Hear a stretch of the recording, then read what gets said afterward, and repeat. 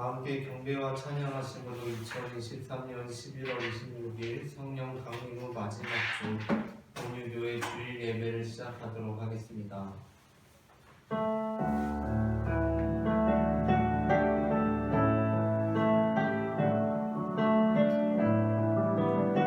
주께 두 손 모아 비난이 찬송합니다.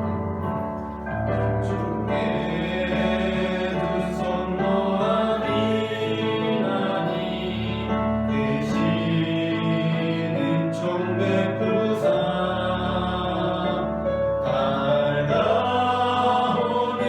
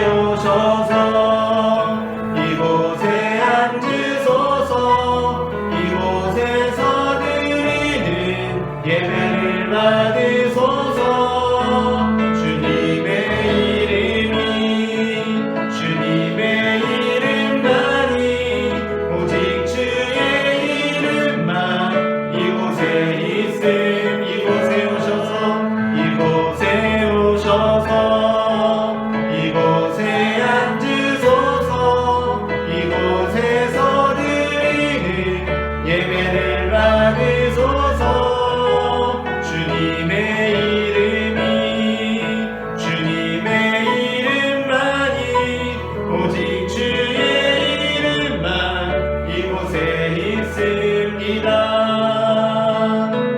이 시간 우리 함께 기도하기로 원합니다. 사랑의 주님, 이 시간에도 우리가 주님의 이름에만 영광 돌리기를 사모하며 이 자리 가운데 나왔습니다. 사랑의 주님, 우리가 사랑하던 모든 것 내려놓고 주님만 진정으로 사랑하는 시간이 될 수 있도록 역사하여 주시옵소서. 다 함께 주여 세 번 부르고 기도하시겠습니다.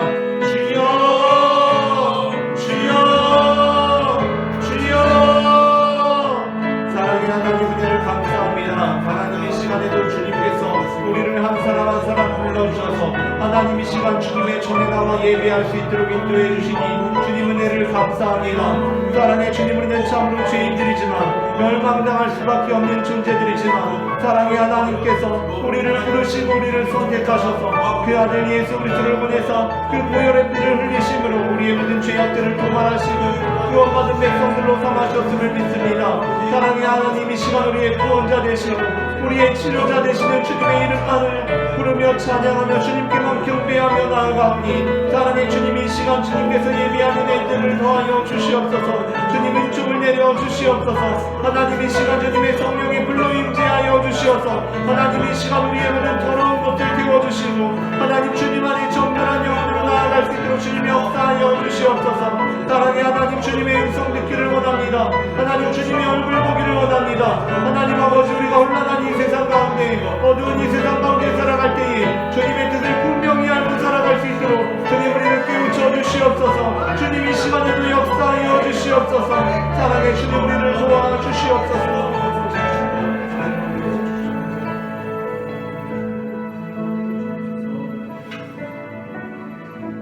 온 땅이여 여호와께 즐거이 소리칠지어다. 소리내어 즐겁게 노래하며 찬송할지어다. 수금으로 여호와를 노래하라. 수금과 음성으로 노래할지어다. 나팔과 호각 소리로 왕이신 여호와 앞에 즐거이 소리칠지어다. 아멘. 하나님 아버지, 독생자 예수님을 이 땅에 보내셔서 죄와 사망에서 죽어가던 인류를 구원하여 주신 은혜에 감사를 드립니다.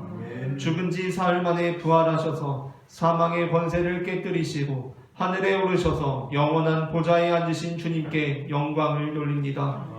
왕이신 그리스도여, 영원토록 우주 만물을 통치하시며 구원받은 백성들을 영생의 길로 인도하여 주옵소서. 온 성도들이 마음과 뜻과 정성을 다하여 드리는 예배를 기쁘게 받아 주시옵소서. 만왕의 왕이 되셔서 영원토록 우리를 사랑하시고 인도하여 주시는 예수님의 이름으로 기원하옵나이다. 아멘.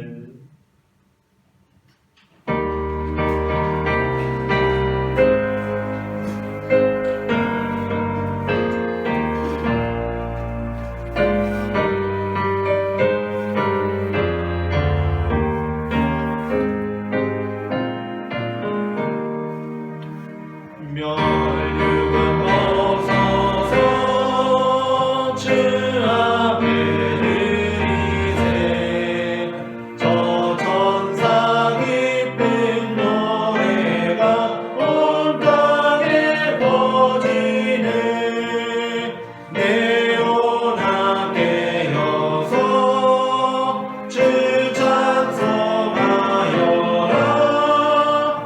온 내 성죄를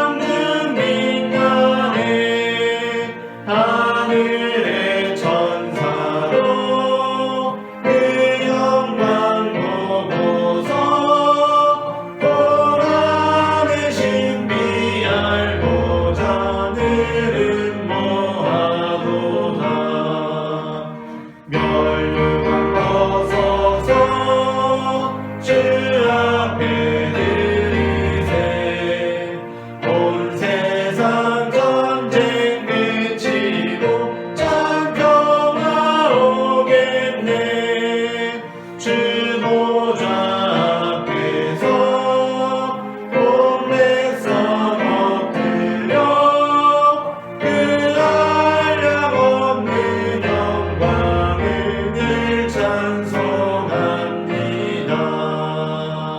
아멘.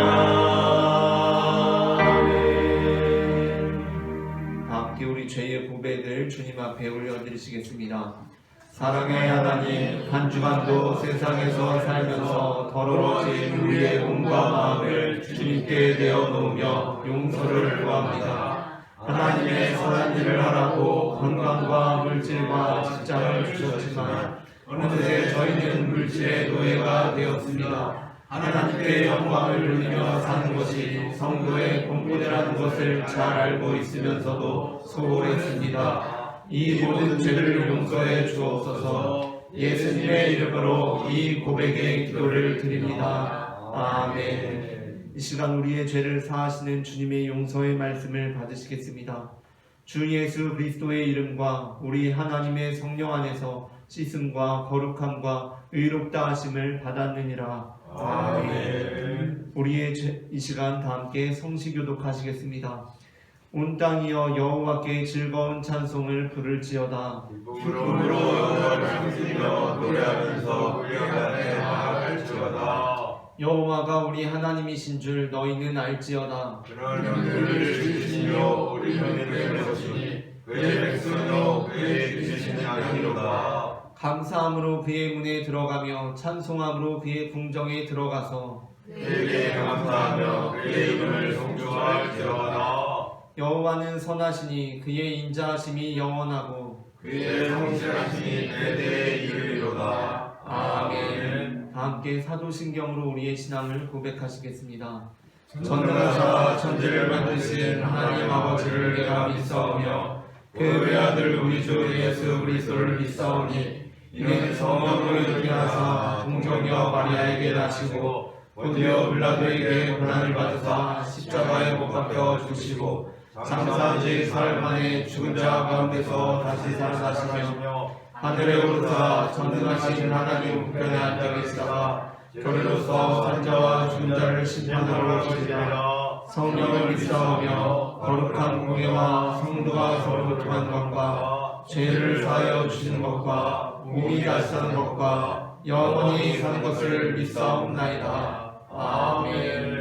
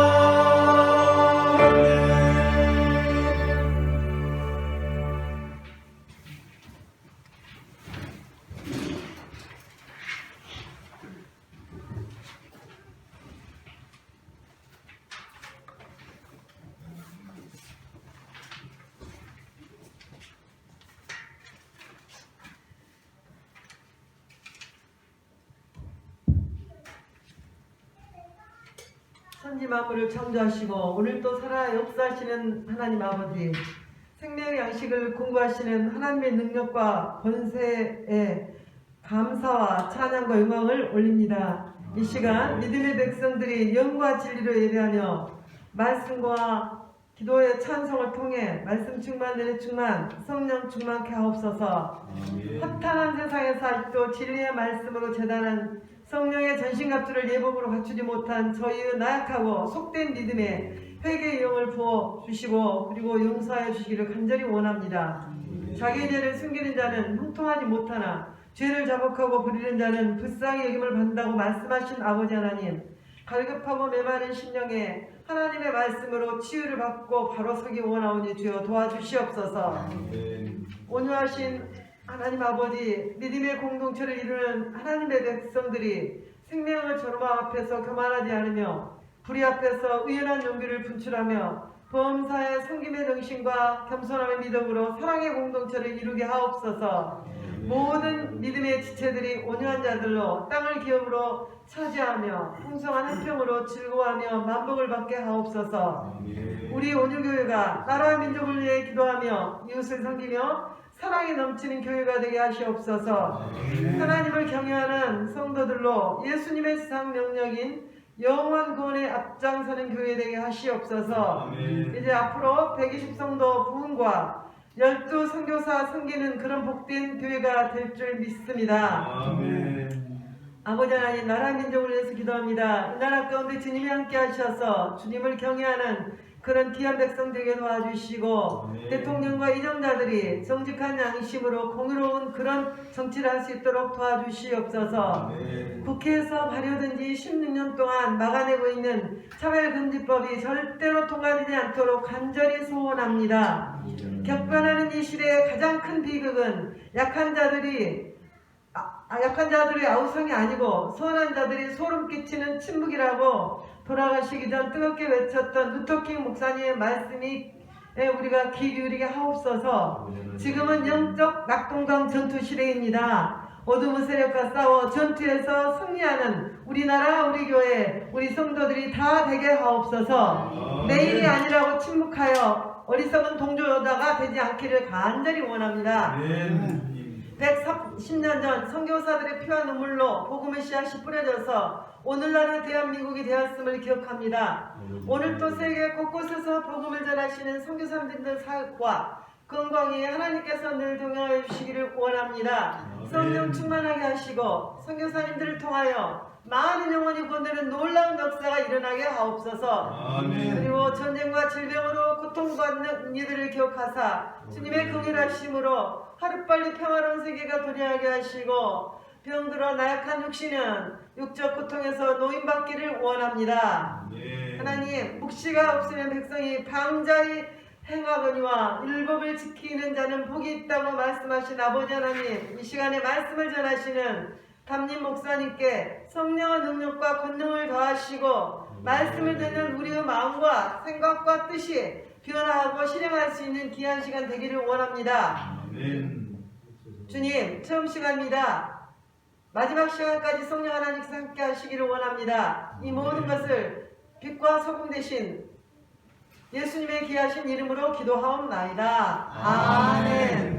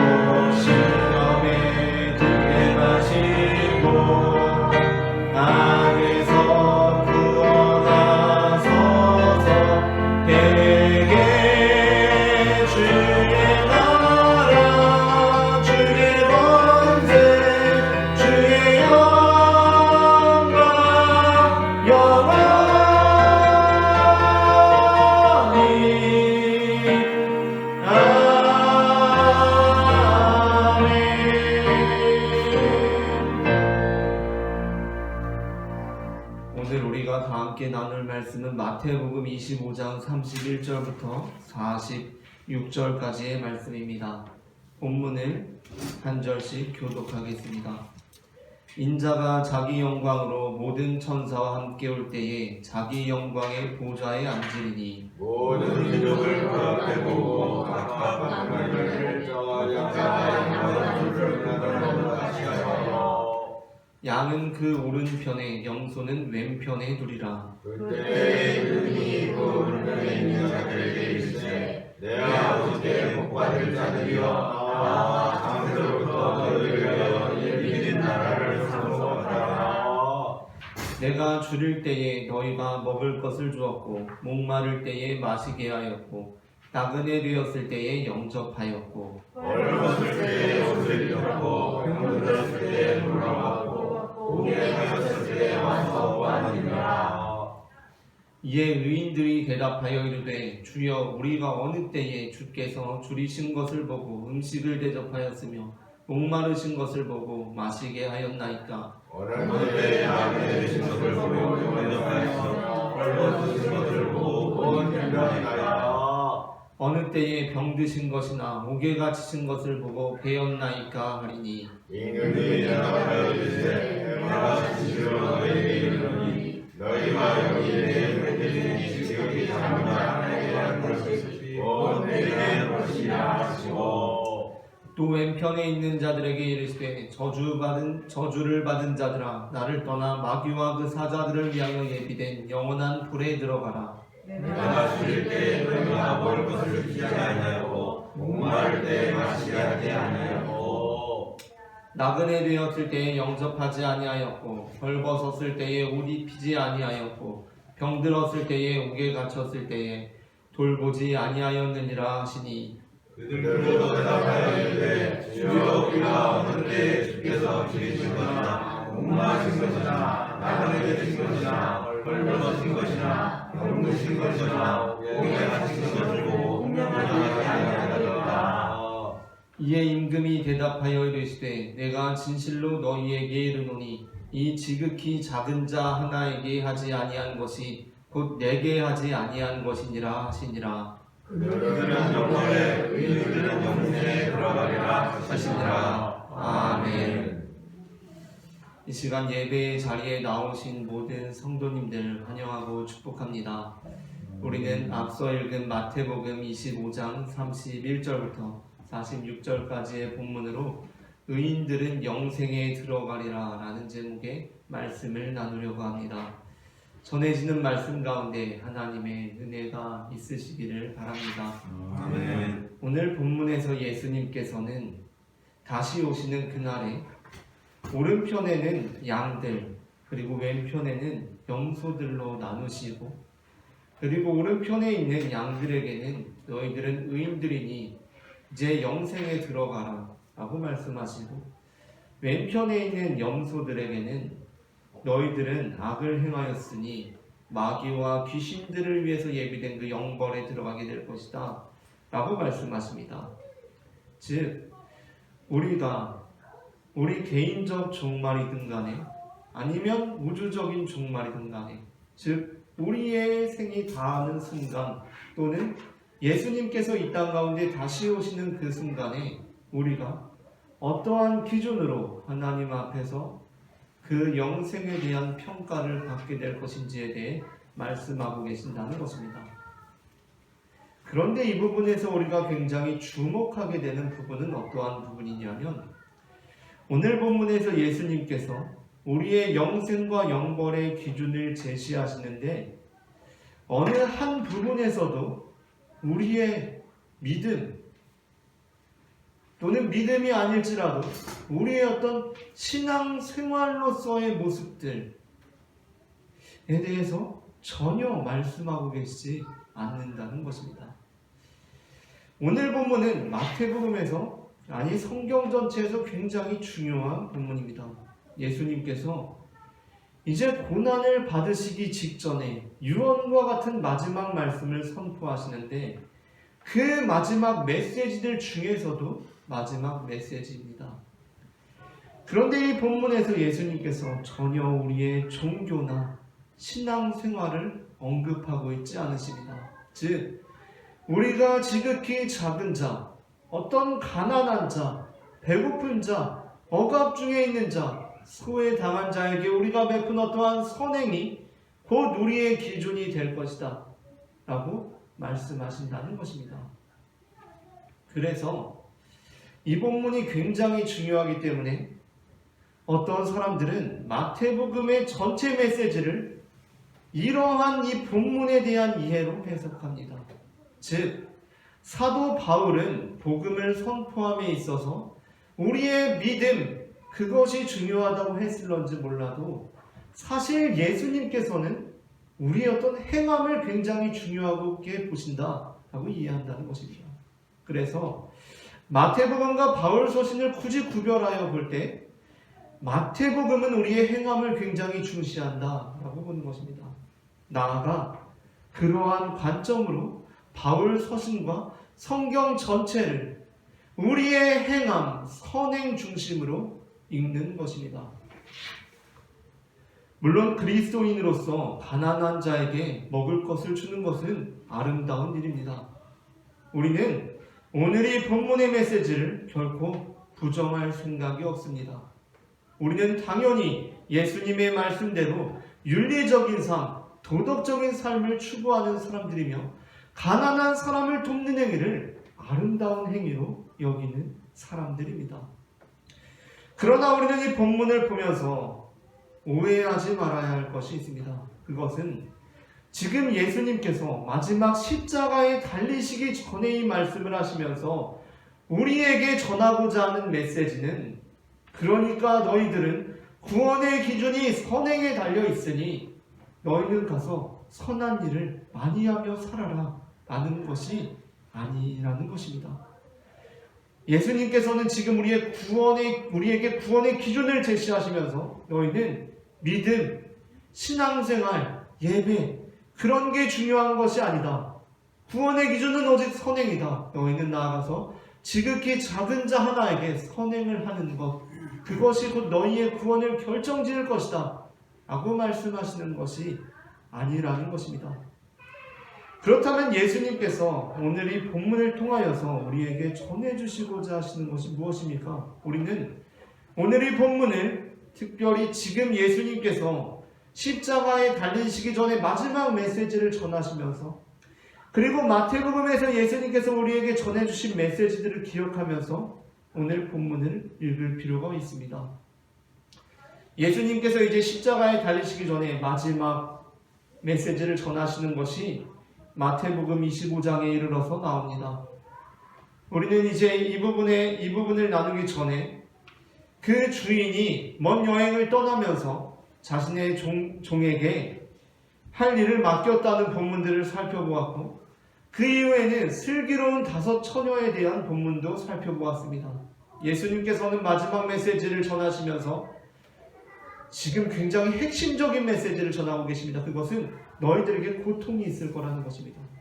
너희들에게 고통이 있을 것인데 이제 나는 너희들과 육체로서 함께 할 수 없으며 나는 떠나갈 거라는 말씀입니다. 그때 우리가 해야 할 일은 무엇입니까?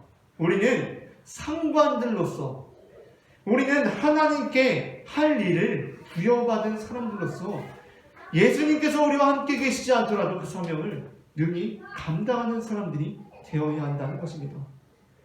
그리고 또한 10처녀 비유, 슬기로운 5 처녀의 비유를 통해서 우리에게 어떠한 고난과 시련들이 찾아오더라도 우리는 그 가운데 원망하고 불평하는 것이 아니라 감사함으로 예수님께서 다시 오실 그날을 준비하고 우리에게 찾아온 모든 역경들을 능히 이겨내는 그리스도인들이 되어야 한다는 것이었습니다. 우리가 예수님께서 다시 오실 그날을 준비하며 우리가 기름을 준비한다는 것은 지금의 상황 속에서 우리가 쓰러지고 넘어지지만 원망하고 불평하지 않고 감사함으로 지금 이 상황을 극복해낸다는 것입니다.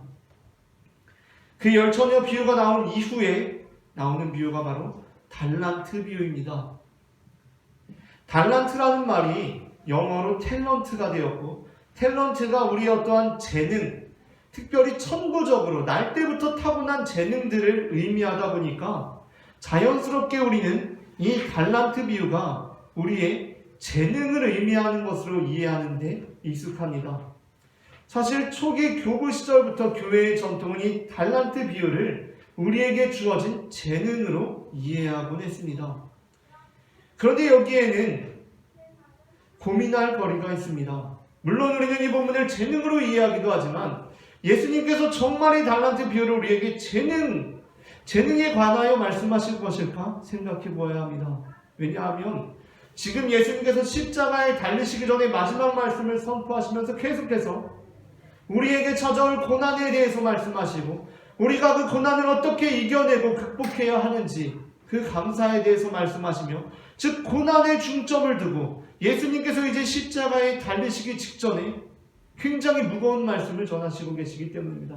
그때 예수님께서 달란트 비유를 말씀하시면서 어떤 사람에게는 재능을 많이 주었고 어떤 사람에게는 재능을 적게 주었는데 재능을 잘 활용해서 살아가는 것이 중요하다 라고 예수님께서 말씀하시는 것이 굉장히 어색하게 느껴지기 때문입니다. 물론 예수님께서는 우리에게 타고난 재능들에 감사해야 하며 너희가 그 재능들을 잘 발휘해서 살아가라 라는 말씀을 전하실 수도 있습니다. 그러나 지금 이 분위기상 갑자기 고난에 대해서 말씀하시고 예수님의 죽음과 십자가에서 말씀하시다가 우리에게 재능 교육을 시키시는 예수님의 모습이 상당히 어색하게 느껴진다는 것입니다. 또한 달란트 비유에서 달란트를 재능이라고 이해하게 될 때 우리가 부딪히는 벽이 있습니다. 그것은 만약에 이 달란트가 재능에 중점을 둔 달란트 비유라고 했다면 예수님의 달란트 비유는 전혀 다른 방식으로 전해지는 것이 오히려 우리에게 그 의미를 더 뚜렷하게 나타낸다는 것입니다. 예수님께서 달란트 비유를 말씀하실 때 이렇게 말씀하십니다. 어떤 사람에게 5달란트를 주었다. 어떤 사람에겐 2달란트를 주었다. 어떤 사람에겐 1달란트를 주었다. 그리고 벌어진 일이 무엇입니까? 5달란트 받은 사람은 그 5달란트를 남기고 2달란트를 받은 사람은 2달란트를 남겼습니다. 그런데 1달란트를 받은 사람은 그 1달란트를 땅에 묻어둠으로 책망을 받습니다. 근데 이것이 재능이라고 한다면 이 비유는 상당히 어색한 비유입니다. 왜냐하면 재능이라고 한다면 그 강조점이 재능에 있다고 한다면 남기는 사람이 정반대가 되어야 그 메시지가 더 핵심적으로 나타나기 때문입니다. 그렇지 않습니까? 재능을 5 받은 사람이 5달란트 남기고 재능을 2달란트 받은 사람이 2달란트 남겼는데 재능을 1달란트 받은 사람은 1달란트 받은 것을 땅에 감추어 두었습니다. 사실 그럴 만하지 않습니까? 아니 하나님께서 다른 사람들은 재능 5개 주시고 2개 주셨는데 저한테 하나만 주셨으면 심통이 날만도 합니다. 그리고 사실 그 메시지를 더 분명하게 드러내려면 재능을 5 받은 사람이 땅에 감춰두고 2 받은 사람, 많이 받은 사람들이 땅에 감추어뒀는데 이 사람은 재능을 1달란트 받았는데 열심히 일해서 1달란트를 남겼다. 10달란트를 남겼다. 그러니 너희들도 재능을 잘 활용해라 라고 말씀하시는 것이 오히려 더 그 의미가 뚜렷이 드러난다는 것입니다. 그래서 이 달란트 비유를 재능으로 이해한다면 우리는 그 꺼름직한 느낌을 우리는 없앨 수가 없습니다. 아니 재능을 많이 받은 사람이 많이 남기고 적게 받은 사람은 감추어두는 것이 본문의 의미를 드러내는데 부적합하기 때문입니다. 그렇다면 달란트란 무엇입니까? 물론 달란트를 재능이라는 말로 우리가 지금 교회 생활하면서 사용하는데 굳이 거부 반응을 일으킬 필요는 없지만 지금 이 달란트 비유를 하시면서 예수님께서 말씀하시는 달란트는 고난이라는 것입니다. 너희들에게 고난이 있을 것이라는 말씀을 예수님께서는 달란트 비유로 말씀하십니다. 지금 예수님께서는 마지막 설교를 하시면서 고난에 대해서, 우리에게 찾아올 재난에 대해서, 우리가 그것을 어떻게 극복하고 이겨내야 하는 감사에 대해서 말씀하십니다. 그리고 달란트 비유를 말씀하실 때 이 달란트는 고난입니다. 너희가 이제 내가 너희에게 달란트를 주고 갈 것인데 나는 이제 떠나간다. 너희에게 달란트가 있을 것이다. 그것은 너희에게 엄청난 고난과 시련들이 있을 것이라는 말씀입니다. 어떤 사람에게는 5달란트의 고난이 있을 것이고 2달란트의 고난이 있을 것이고 1달란트의 고난이 있을 것이다. 그런데 그 주인은 그 사람들의 재능대로 달란트를 주신다는 것입니다. 즉 재능이 달란트가 아니라 달란트 비유해 보면 재능이라는 말씀이 나오는데 재능대로 달란트를 주신다는 것입니다. 즉 우리가 그 고난을 감당할 깜냥에 따라서 예수님께서는 고난을 주셨다는 것입니다. 그러므로 나에게는 다른 사람보다 엄청나게 큰 고난이 있습니다. 그럴 때 우리는 그 고난을 어떻게 이해해야 합니까? 다른 사람에게는 1달란트의 고난이 있는데 나에게는 5달란트의 고난이 있습니다. 나는 이 고난을 어떻게 이해해야 합니까? 하나님께서는 저 사람은 모르겠지만 나는 이 정도 큰 십자가를 질 능력이 되는 사람으로 아시고 나에게 이 달란트를 주셨구나 라고 이해해야 한다는 것입니다. 그리고 그것을 이해함으로 5달란트를 받은 사람은 그 고난을 잘 감당해내므로 5달란트를 남기는 사람이 되고 2달란트의 고난을 받은 사람도 그것을 잘 감당함으로 2달란트의 유익을 남기는 사람이 된다는 것입니다. 그런데 1달란트를 받은 사람이 어떻게 합니까? 이 사람은 다른 사람들보다 큰 고난이 있는 것도 아닙니다. 큰 어려움이 있는 것도 아닙니다. 그런데 이 사람은 불평하고 원망합니다. 나에게 고난이 있구나. 이것을 짐스럽게 생각합니다. 그리고 그것을 유익으로 바꿔낼 생각이 없습니다. 슬기로운 5처녀처럼 감사함으로 그것을 이겨낼 생각이 없습니다. 그냥 그것을 짐처럼 여깁니다. 그렇기 때문에 마지막 예수님께서 다시 오셨을 때 어떻게 합니까? 그 고통을 잘 감당해내므로 유익으로 바꾼 5달란트, 큰 고난이 있었음에도 불구하고 그것을 잘 감당해낸 사람들을 칭찬하시고 작은 고난이 있었음에도 불구하고 그것을 유익으로 바꿀 생각을 하지 않고 감사함으로 그 고난을 이겨낼 생각을 하지 않고 그것을 늘 불평하고 원망한 사람, 그 사람은 하나님의 심판을 당하게 될 것이라는 말씀이라는 것입니다. 이 말씀까지 전하시고 이제 예수님께서 인자가 다시 올 때 벌어질 일에 대해서 말씀하십니다. 오늘 본문 예수님께서 인자가 다시 오실 때 오른편의 양과 왼편의 염소를 나누리라는 말씀을 전하시면서 예수님께서는 한 번도 우리의 믿음에 대해서 말씀하시지 않으십니다. 우리의 신앙생활이나 우리의 기도나 하나님과 우리의 관계, 예배에 대해서 말씀하시지 않으십니다. 오로지 선행에 대해서 말씀하십니다. 그렇다면 이제 우리는 예수님께서 다시 오시는 그날에 우리의 선행으로, 윤리적인 행위로, 도덕적인 행위로 구원받으리라는 말씀입니까? 그렇지 않습니다. 예수님께서는 이 앞전에 달란트 비유를 말씀하셨습니다. 예수님의 제자들, 성도들이 당하게 될 고난들에 대해서 말씀하셨습니다. 그것은 한 사람 한 사람이 개인적으로 고난을 당하는 그 개인적인 것을 의미합니다. 그리고 그 개인들이 어떻게 그 고난을 감당해야 하는가에 대한 말씀입니다. 나에겐 다른 사람들보다 큰 고난이 있습니다. 그때 우리는 그 고난을 어떻게 감당해야 합니까? 예수님께서는 나를 이렇게 큰 고난도 감당할 수 있는 재능 있는 사람으로 보셨구나. 능력 있는 사람으로 보셨구나. 예수님께서는 나만이 고난을 감당하고 하나님께 놀라운 유익을 남겨드릴 수 있는 사람으로 보고 나에게 이 고난을 주셨구나 라고 생각하고 그 고난을 감당해야 한다는 것입니다. 그렇다면 이제 공동체는 어떻게 해야 합니까?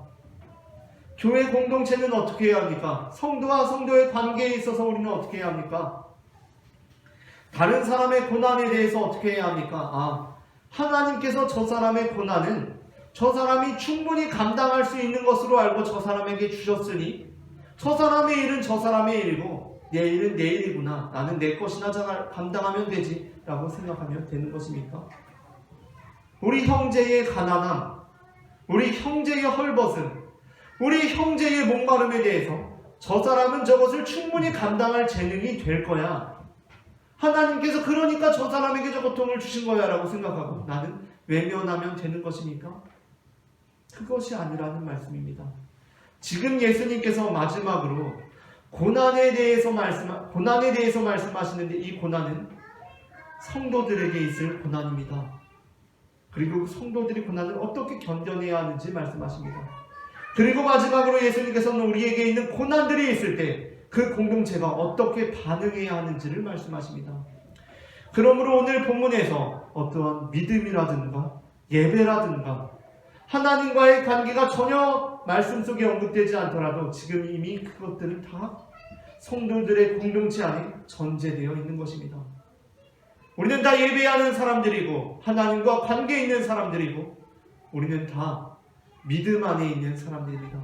믿음 안에 있는 형제가 고통 중에 있을 때, 어려움 중에 있을 때, 가난할 때, 헐벗었을 때 우리는 어떻게 행동해야 하는가에 대해서 예수님께서 지금 말씀하고 계신다는 것입니다.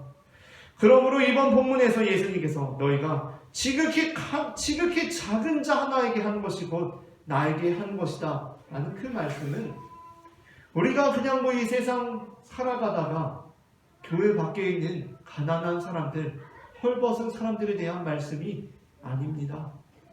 물론 우리는 그 사람들을 도와주고 그 사람들을 섬기는 일을 교회의 사명으로 생각합니다. 그런데 지금 이 본문에서 예수님께서 병든 사람들, 가난한 사람들, 굶주린 사람들, 고개 갇힌 사람들에 대해서 말씀하시는 것은 세상 가운데 살아가면서 만나게 되는 사람들이 아니라는 것입니다. 예수님께서 지금 가난한 사람들, 나그네 된 사람들, 병든 사람들, 고개 갇힌 사람들을 말씀하시는 것은 너희들의 형제들 중에 복음을 전하는 사명을 감당하다가 고개 갇힌 사람들, 복음을 전하는 사명을 감당하며 타지를 떠돌며 나그네 된 사람들, 그 사명을 감당하며 굶주림과 목마름을 감당하고 있는 그 사람들, 즉 예수님의 제자들로서 보냄받은 그 지극히 작은 자 한 사람, 그 사람들의 고난에 대해서 너희가 저 사람의 고난은 저 사람의 것이고 외면하는 마음으로 대하지 말고 그 고난을 함께 짊어지는 자들이 되라 라는 말씀으로 예수님께서 우리에게 주신다는 것입니다. 우리는 마태복음 10장을 통하여서 이 본문을 다시 또한 살펴볼 수 있습니다.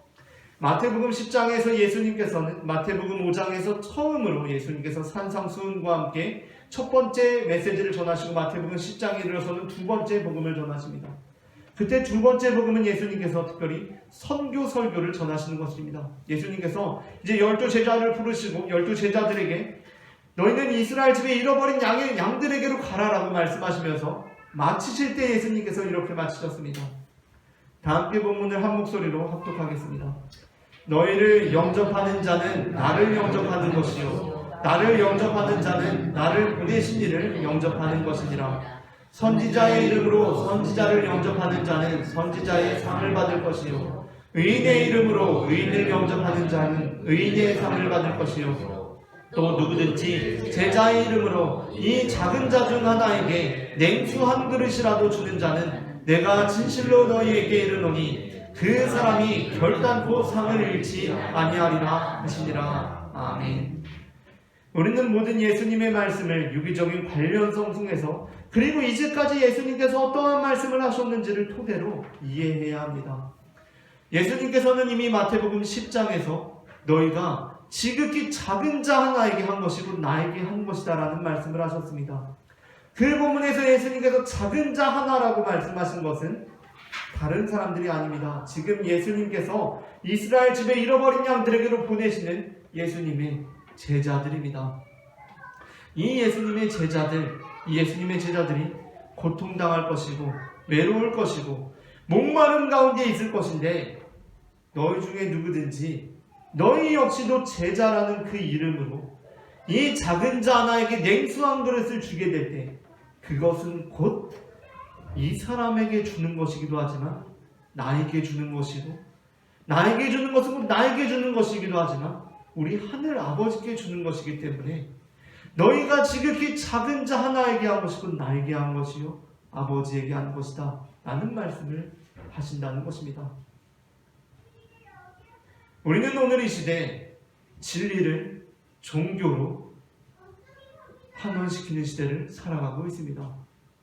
우리는 종교를 윤리적인 메시지로 협소하게 만드는 시대를 살아가고 있습니다. 우리가 신앙생활하는 것, 우리가 하나님 아버지를 우리의 구주로 부르는 것은 그냥 좋은 사람들이 되기 위한 것으로 생각하게 만드는 시대를 살아가고 있습니다.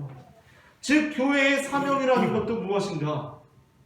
그냥 사회적 기업들이 하는 것처럼 윤리적인 일, 도덕적인 일, 세상을 섬기는 일을 하는 것이 그만 아닌가라고 생각하는 시대를 살아가고 있습니다.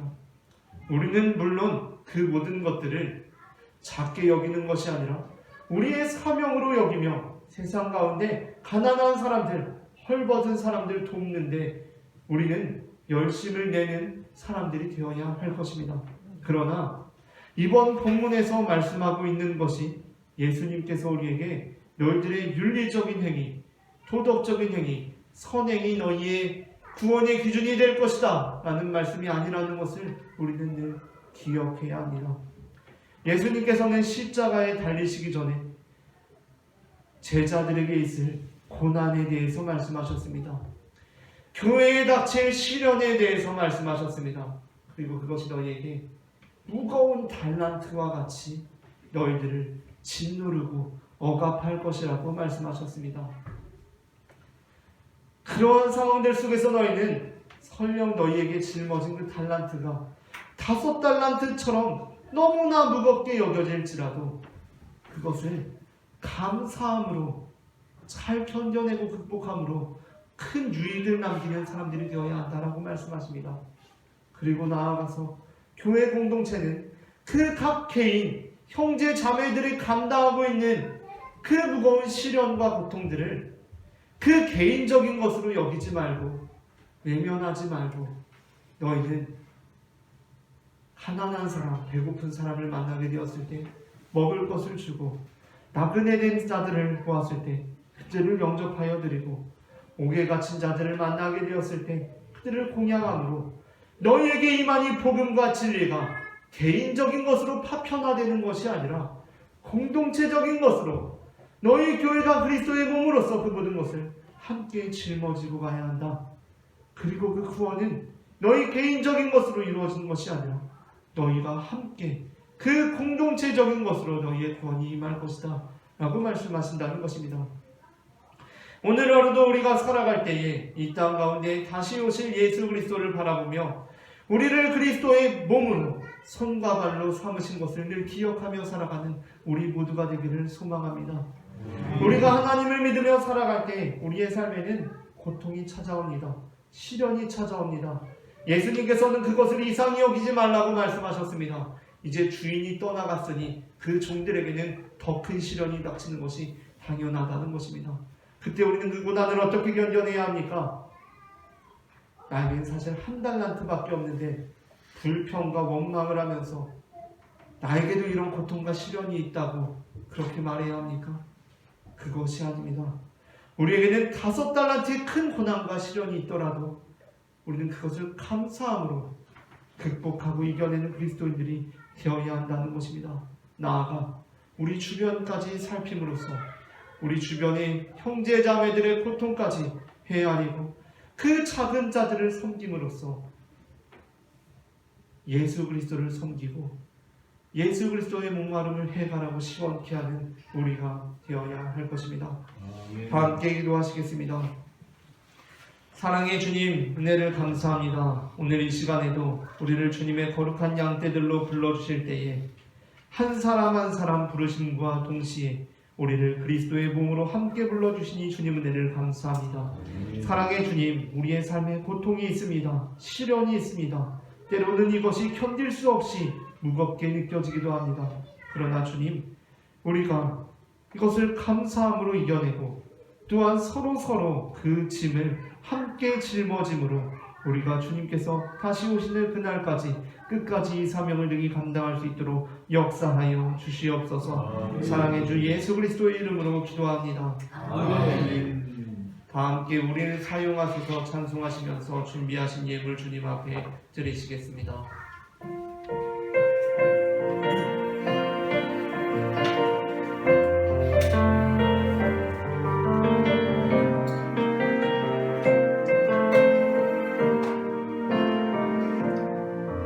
우리에겐 소원이 하나 있네. 주님 다시 오실 그날까지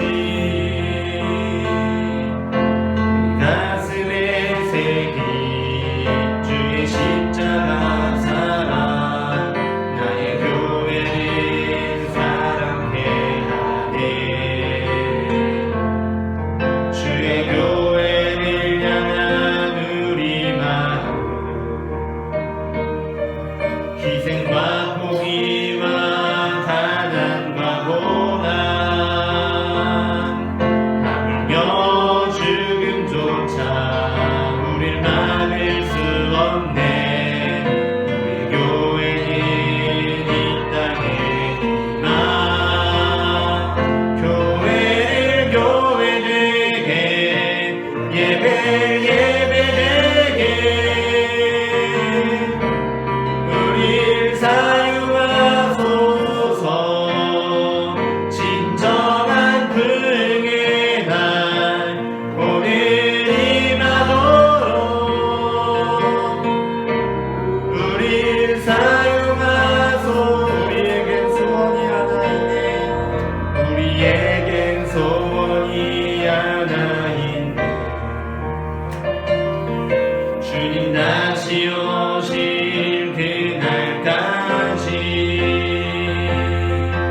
우리 가슴에 새긴 주의 십자가 사랑 나의 교회를 사랑케 하네. 주의 교회를 향한 우리만 희생과 포기와 가난과 고난 죽음조차 우릴 막을 수 없네. 우리 교회는 이 땅에 있지만 교회를 교회되게 예배를 예배되게 우릴 사용하소서. 진정한 불행의 날 오늘 임하도록 우릴 사용하소서.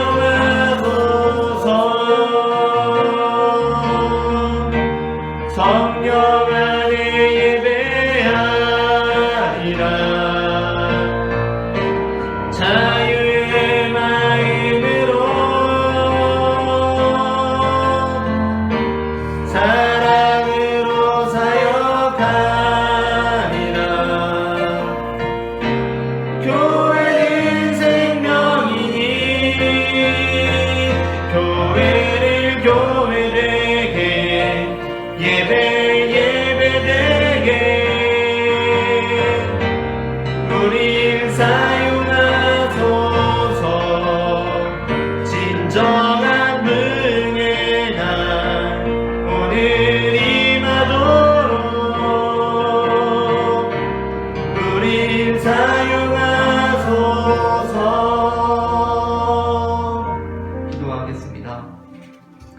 사랑의 주님 은혜를 감사합니다. 지난 한 주간도 주님께서 우리를 발걸음마다 인도하여 주셔서 지금 이렇게 다시 우리가 주님 앞에 나와 예배할 수 있음에 감사를 드립니다. 우리의 삶의 모든 것 주님께서 주신 것이라는 고백으로 주님 앞에 예물을 드립니다. 이 예물이 주님 앞에 귀히 쓰임받게 하시고 사용되는 곳마다 예수 그리스도의 이름의 능력이 나타날 수 있도록 역사하여 주시옵소서.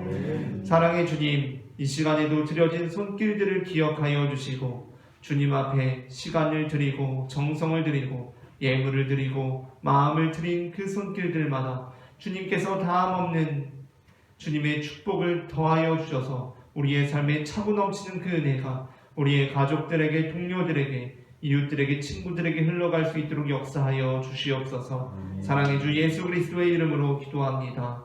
아멘. 이 시간에는 우리에게 생명을 주시는 주님의 몸과 피를 가지시겠습니다.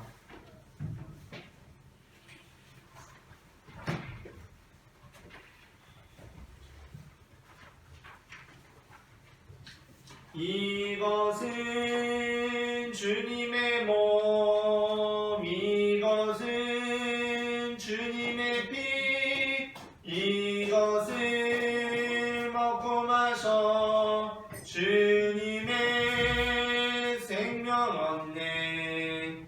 이 떡을 받습니다. 이 잔을 받습니다.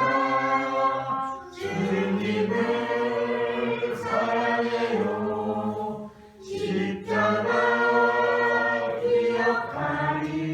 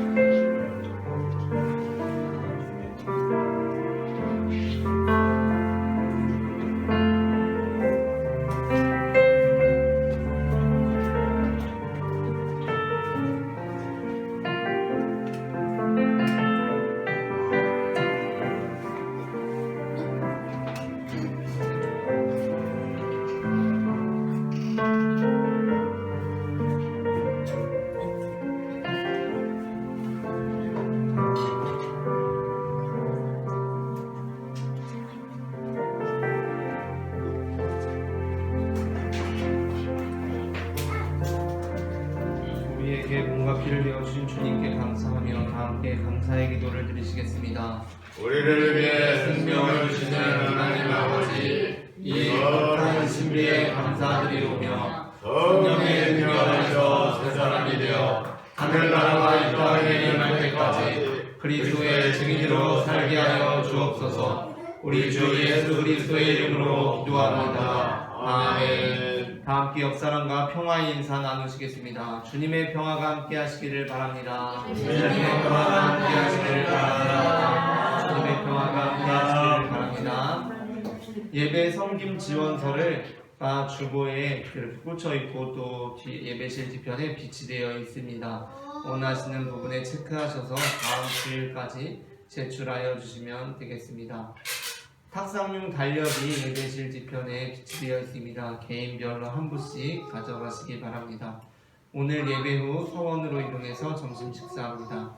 다 함께 일어나셔서 찬송가 620장 여기에 모인 우리 찬송하시겠습니다.